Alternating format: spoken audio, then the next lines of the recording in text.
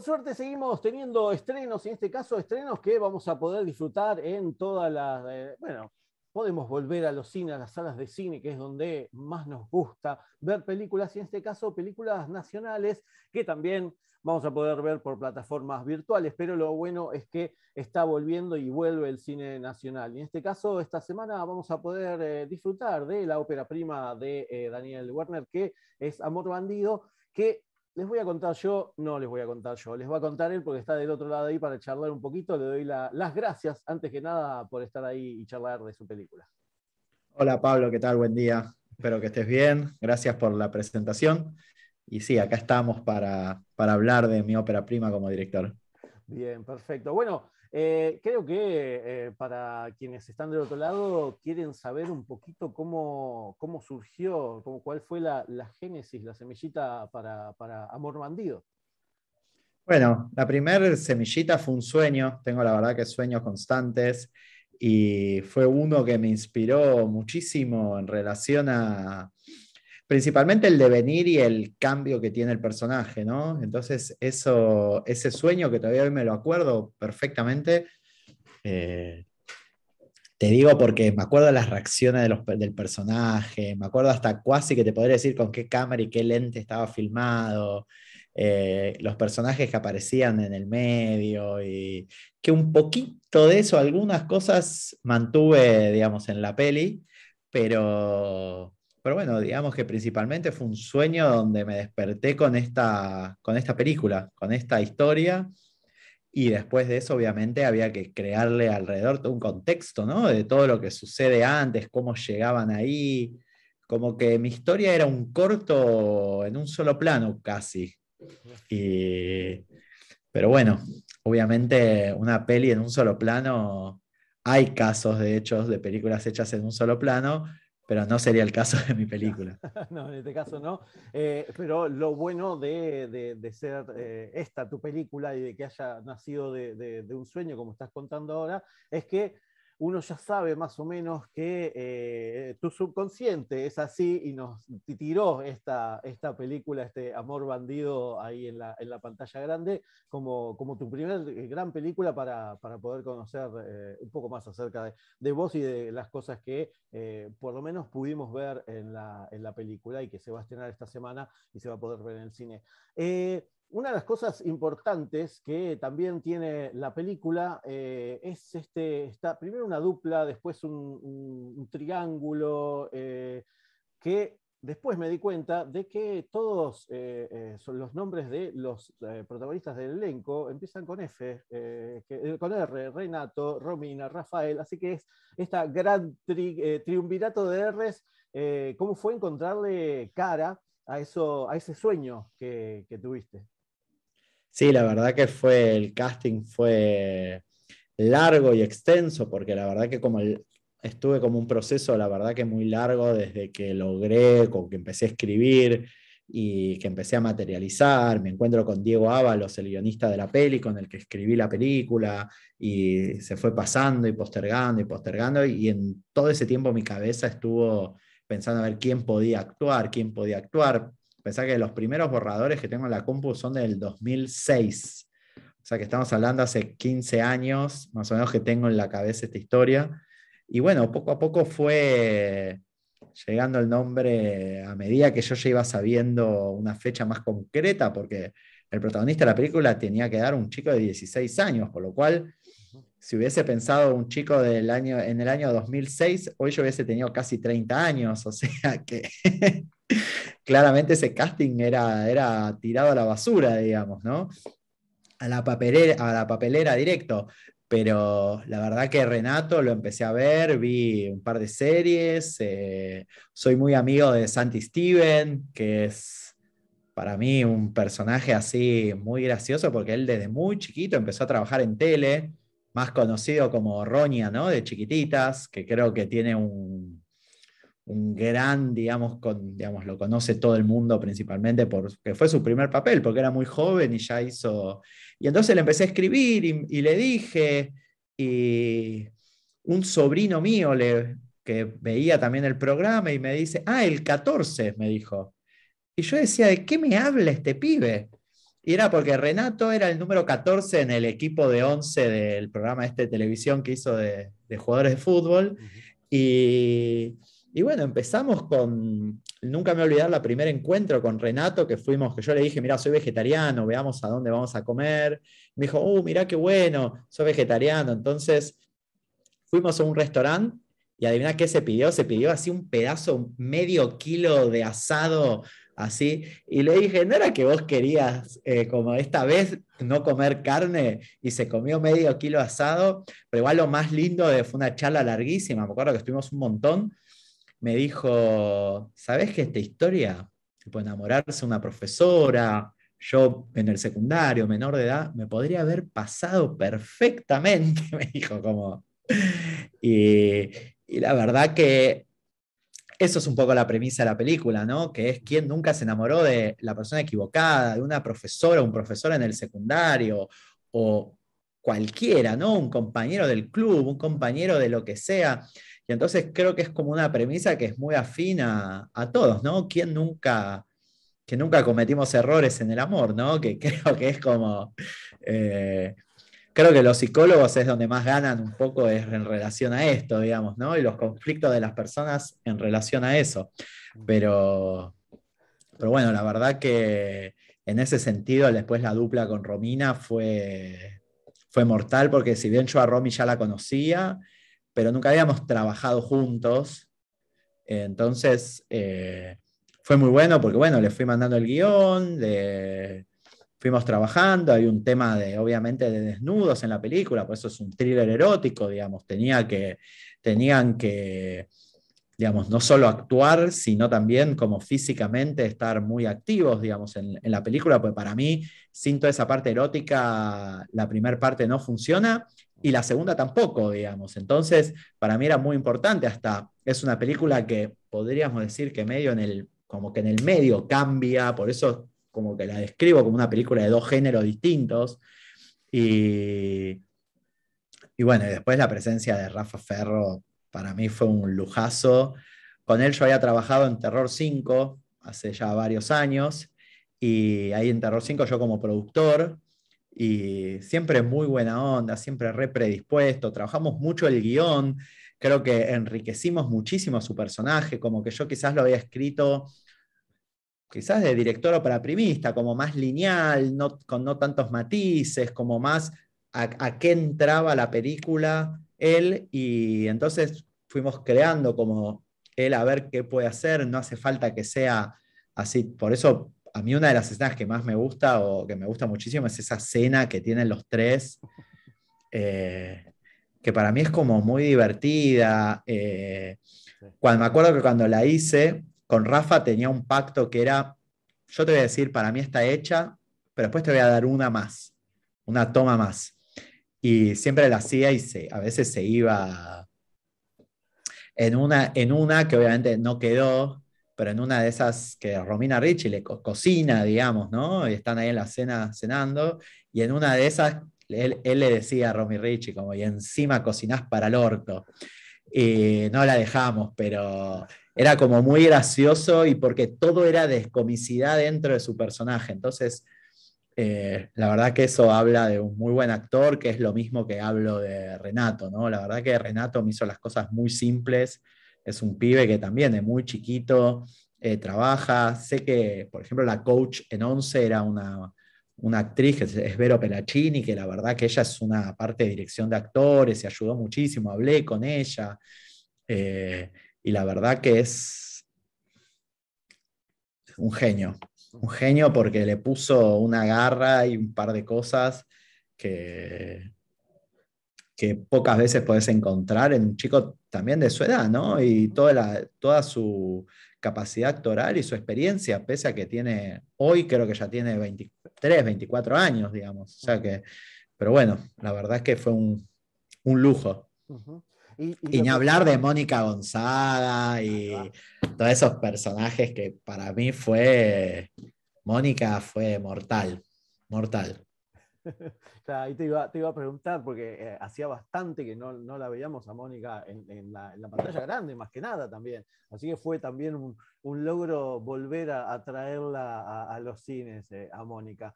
Y en este caso, la película lo que me dio, las actitudes, las escenas, la vi muy acuática, le faltaba un mar cerca, más o menos, porque Poseidón, ¿cuántos baños se dieron en la película? Eh, 3. Ahí está, ¿ves? Y es bastante para una película, 3 baños, más allá de que tiene que ver con la historia. Pero el agua, ¿por qué, qué es lo que te lleva al agua dentro de la película vos? Bueno, la verdad que es una buena pregunta porque ya es la primera vez que me preguntan esto. Y para mí había todo una cuestión de, no sé si viste cuando empieza la película que él termina de hacer la maqueta y ¿qué hace? Se ducha, ¿no? Ujú. Y la idea era ese niño como un cuerpo todavía de joven, sin pelos, aniñado, que se pega la duchita para ir al colegio, como muy, muy clásico, y baja las escaleras y ahí hay un cuadro que es una ola gigante. Ese cuadro lo hice yo con una amiga porque voy a un taller de pintura ya hace muchos años de Mariano Sapia, mi profesor de pintura.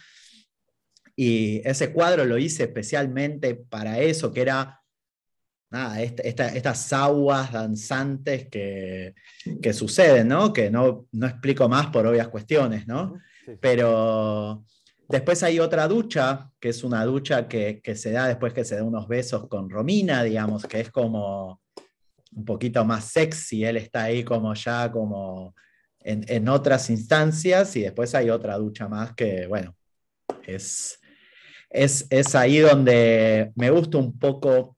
Siento que quizás a veces estudié, digamos, con un estilo de críticos o analistas o que van mucho sobre el camino del héroe y el camino de los personajes. Estamos hablando de Ángel Fareta, estudié con Patricio Vega, Esteban Studen, todos esos personajes que se basan mucho, ¿viste? Campbell y toda esa cuestión de la psicología del mito y qué tiene que cumplir los personajes. Pero pese a todo esto que te estoy diciendo, rompí las reglas porque el primer punto de giro está a la mitad de la película, como di vuelta a todo, como no, como pese a entender o haber leído mucho de mi adolescencia cuando empezaba a estudiar cine sobre ellos y cómo escribían, Ujú. porque hasta Diego Ábalos, el guionista de la peli con la que escribí, trabaja con Fareta, él es como el que da los talleres de guión, como que el asistente de Fareta en eso, o sea que Diego tiene mucha más carga faretiana, digamos, que yo. Igual lo tomo como una parte del aprendizaje. También hay algo que yo en esas teorías a veces también digo, pero también hay una parte afectiva y emocional de la película que muchas veces es fundamental Ujú. que eso suceda, digamos. Es algo que para mí no sé si sabías, pero justamente ayer o anteayer nos enteramos que en el Festival de Cine de Puerto Madryn ganamos 2 premios con la película. Ujú. Uno es Mejor Actuación para Renato Catordio, digamos, dado por SAGAI, ¿no? La asociación que habla sobre los derechos actorales y de artistas. Y después ganamos el premio al público, que para mí el premio al público es eso que no hay crítica, no hay analista, no hay cinéfilo, no hay nada. Es el tipo que fue, la mujer que fue a ver la película, pum, le gustó, la votó. Y creo que es de las cosas más lindas, ¿no? En los festivales que es eso, es como nada más lindo cuando vas al Festival de Mar del Plata y ves que el marplatense está siempre ahí mirando la película, como, como Te que lo cruzás a la salida de la película y así te hace estas preguntas que no todos te las hacen porque es la otra visión. No, no, nunca me voy a olvidar de cuando, bueno, tengo muchos años como productor, ¿no? Y con Emi Grieco hicimos una película llamada La huella en la niebla, y es como un pescador, ¿no? Y es todo el tiempo agua, agua, agua, agua. Y había una persona, no me acuerdo si era de La Pampa o que decía, me sorprende ver tanta agua porque yo vivo en un lugar muy árido, soñamos con tanta agua, como que necesitamos tener... Y bueno, y es eso un poco lo que eso quizás es algo muy aparte interno de Argentina, o sea que imagínate si, si las películas esta u otras las mostrás en otras partes del mundo, ¿no? Ujú. Sí, sí, sí. Pero Y, bueno, ujú. Y algo que ya lo vemos en el tráiler también es algunas canciones que podemos ver dentro de la película. algunas himnos quizás del rock nacional y otras que ojalá sean también a futuro himnos no del rock, pero sí de esta nueva tendencia del trap y del rap. ¿Cómo fue, bueno, Woz y Charlie tenerlos en tu ópera prima?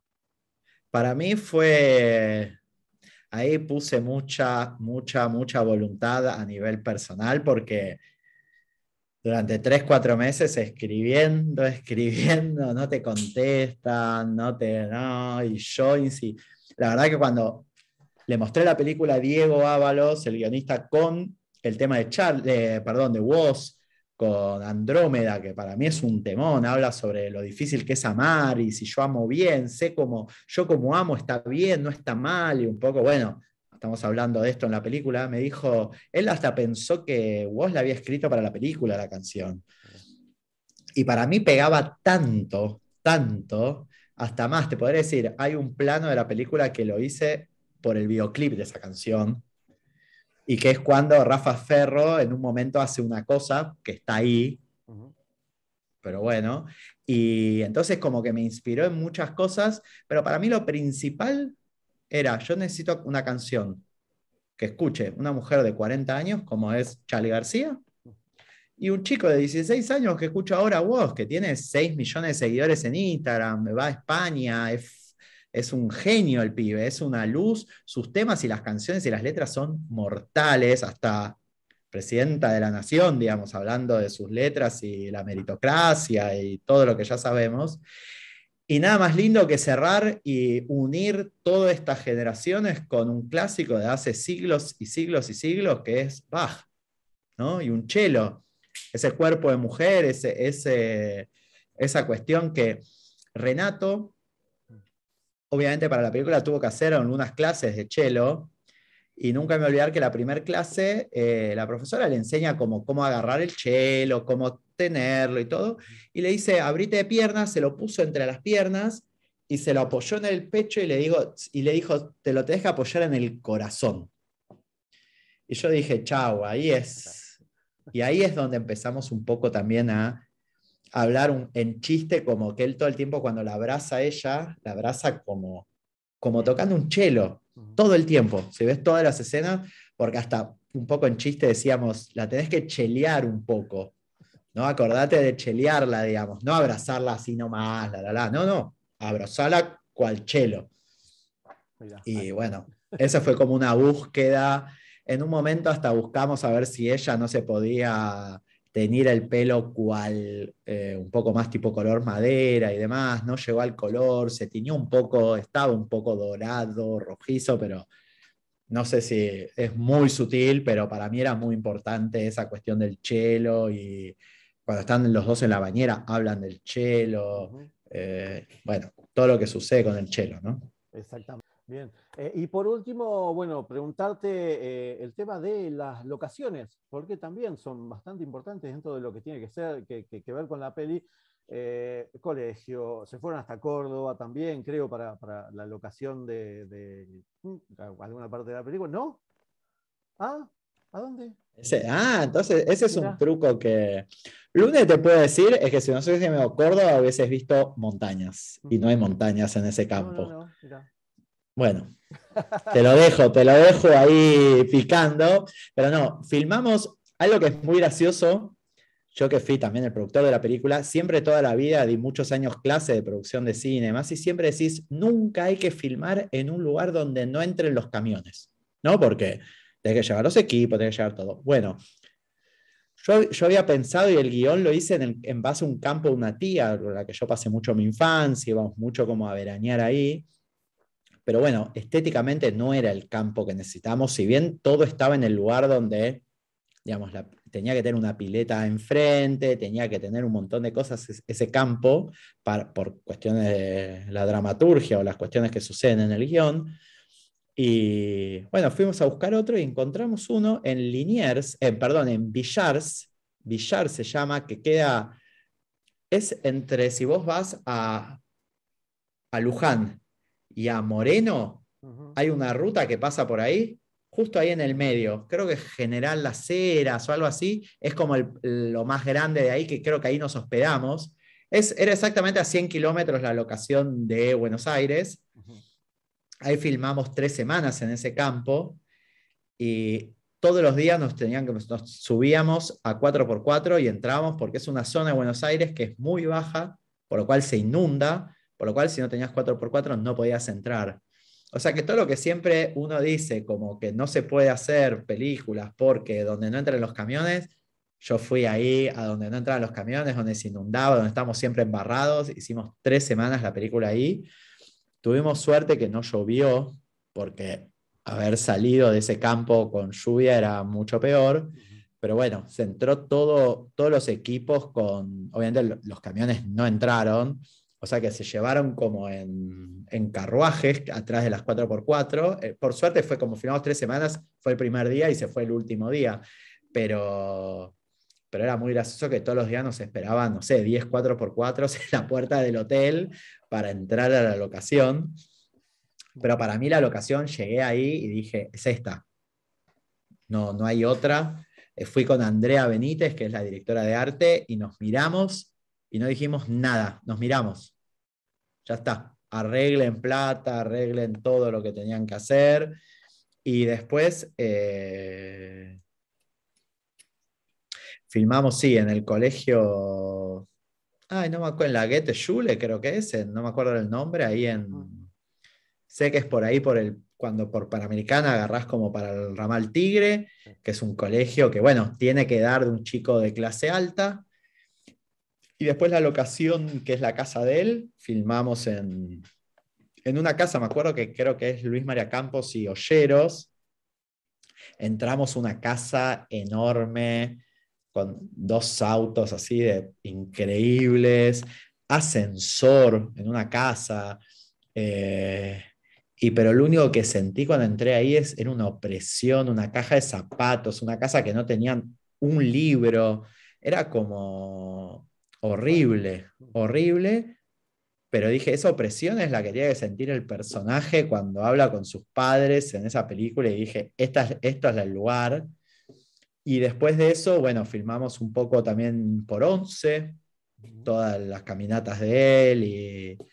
Y después, bueno, hicimos auto también, todas las como cuando ellos se van en el auto. Y filmamos 4 semanas y media la película, más o menos. Bien, perfecto, perfecto, porque más o menos era lo que no sé si tenían pensado, pero creo que 4 semanas y media es una película que parece que necesita más, pero Sí, vos conocés de producción, así que me y hoy imagino. en día, con los presupuestos actuales y todos los costos y demás, cada vez estamos yendo a hacer películas más chicas en ese sentido, cuando obviamente no tenés una plataforma o no tenés alguien que te lo financia, Ujú. o no tenés algún que otro fondo de financiación, los clásicos que tienen las películas, pero la verdad que también que era un poco, bueno, mi primer guión, ¿qué voy a escribir? Bueno, 2 personajes en una casa. Bueno, no fue tan fácil lo que propuse y el devenir, como sí, son 2 personajes en una casa, pero bueno. Pero la verdad que yo estoy muy contento por la locación. La locación para mí es mortal. La verdad que es un personaje más, como para mí la cámara.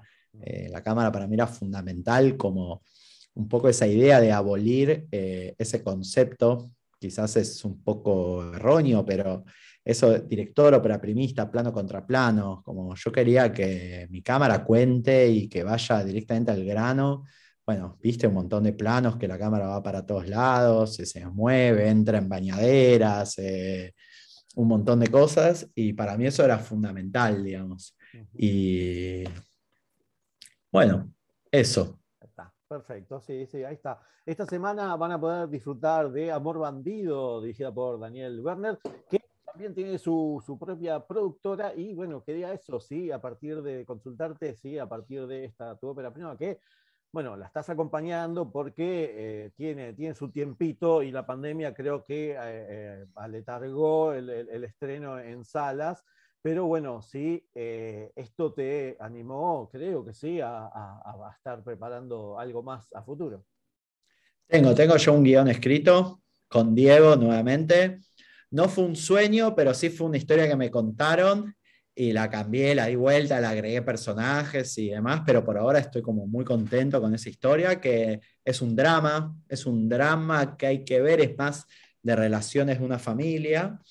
Y bueno, y la verdad que contento con el estreno. Son estrenos raros, ¿no? Porque yo estreno ahora el 7 en el Gomón, en Cinear, y va a estar, hay 2 proyecciones en Inca TV, pero semana por semana va a ir pasando por distintos espacios Inca, y hasta es posible que en noviembre tenga 4 salas de las grandes, que ya estoy ahí negociando como para ver si pueden estar, que la verdad que por ahora, si todo sigue bien, van a estar ahí. Y bueno, por eso poco a poco hay que chequear a ver si abriendo la cartelera y chequeando cuando uno quiere ir al cine, a ver dónde está, a ver si ese cine está cerca de tu casa, ¿no? Y hablo en todo el país. Hoy justamente hice notas con gente de Rosario, periodistas de otras provincias, como, porque ojalá que llegue a todo el país. Sí, sí, sí. La virtualidad federaliza, pero la pantalla de cine es diferente. Y esto de acompañar la película en las diferentes provincias de Argentina también, porque la gente que no vamos a ser porteños centristas, Buenos Aires centristas, también les gusta muchísimo el cine nacional y en este caso creo que este thriller erótico, romántico, creo que les va a ver más que bien. Nada Daniel, más lindo que lo federal, ¿no? El Chubut me acaban de dar 2 premios para la película, o sea que es claro. como Ujú, esas cosas que son hermosas.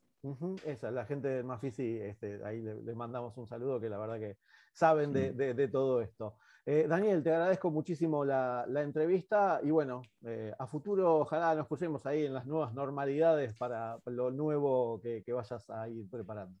Buenísimo, gracias Pablo. Y bueno, cualquier cosa estamos al habla y ojalá la gente pueda ir y chequear la cartelera para a partir del 7 de octubre, ver dónde está, en qué lugar la pueden encontrar y que la vean y la disfruten y eso, Ujú. Ya te no hay encuentran, mucho más. te encuentran en las redes sociales cualquier cosa y te tiran Sí, las preguntas o lo que lo, quieran. Así lo que que quieran, estamos acá para contestar lo que quieran. Así que bueno, Pablo, muchas gracias. gracias a vos, un abrazo. Abrazo grande, chao, chao.